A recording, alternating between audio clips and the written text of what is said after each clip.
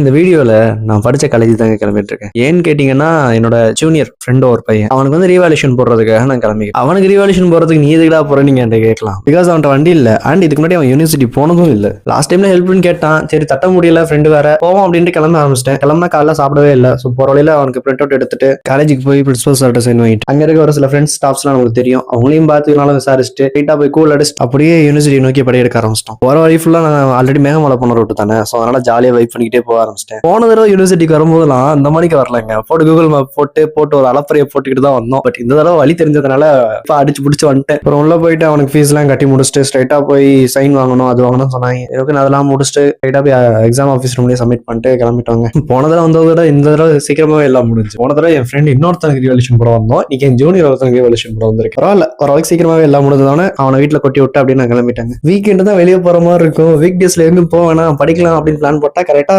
நண்பர்கள் கால் பண்ணிடுறாங்க. ஏதாச்சும் ஆபத்து, ஏதாச்சும் ஒரு எமர்ஜென்சி அப்படின்றாங்க. சரி ஓகே, இந்த தடவை முடிஞ்சு இனிமேல் படிக்கிறத பார்ப்போம்.